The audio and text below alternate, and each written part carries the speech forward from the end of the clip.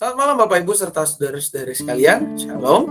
Mari sebelum kita mengakhiri aktivitas kita di hari ini, kita merenungkan firman Tuhan yang diambil dari Wahyu 21 ayat 3 sampai dengan 4. Wahyu 21 ayat 3 sampai 4, demikian bunyi firman Tuhan. Lalu aku mendengar suara yang nyaring dari tahta itu berkata, "Lihatlah, kemah Allah ada di tengah-tengah manusia, dan ia akan diam bersama-sama dengan mereka. Mereka akan menjadi umatnya, dan ia akan menjadi Allah mereka. Dan ia akan menghapus segala air mata dari mata mereka, dan maut tidak akan ada lagi.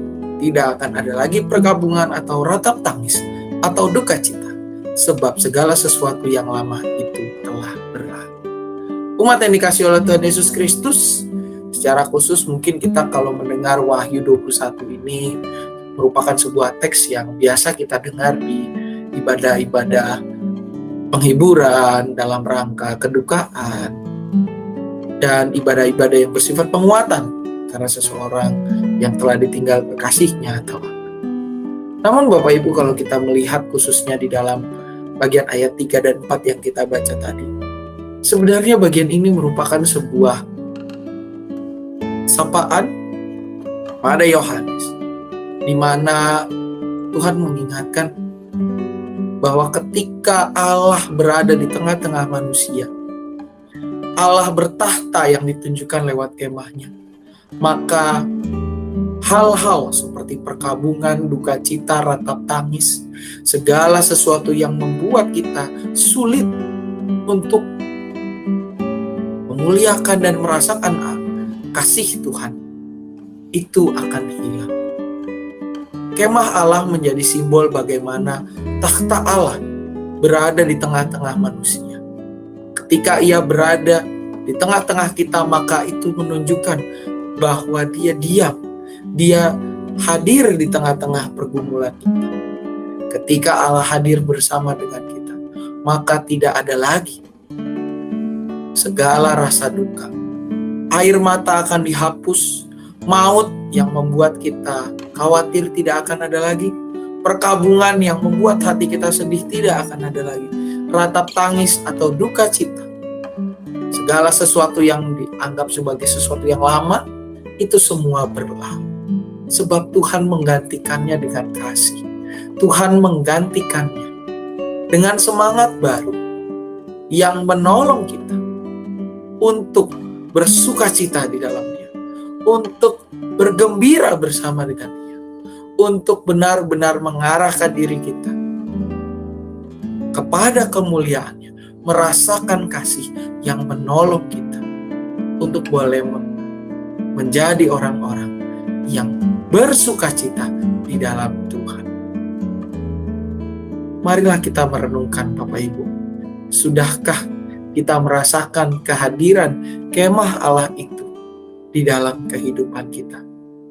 Apakah kita masih lebih banyak berusaha mencari penghiburan dari sesuatu yang fana dengan mementingkan kesenangan diri kita sendiri, atau kita telah benar-benar berupaya lebih peka terhadap kehadiran Tuhan yang ditunjukkan lewat tahtanya dalam hidup kita?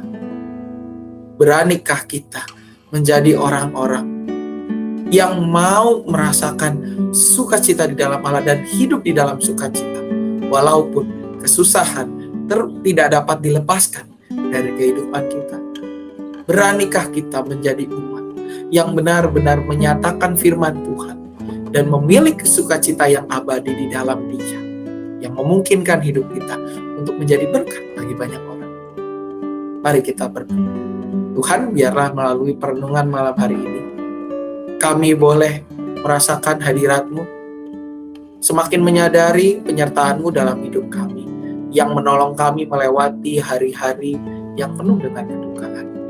Tuhan, kuatkan kami, agar kami boleh bersuka cita di dalam Engkau saja.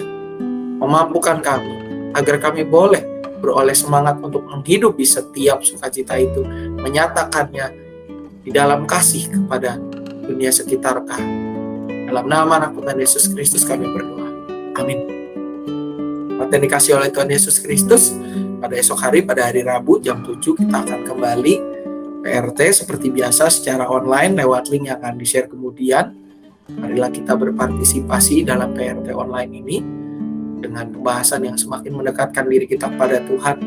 Juga untuk pencalonan nama-nama penatua GKI Cicurug tahun pelayanan 2023 hingga 2026 telah dimulai.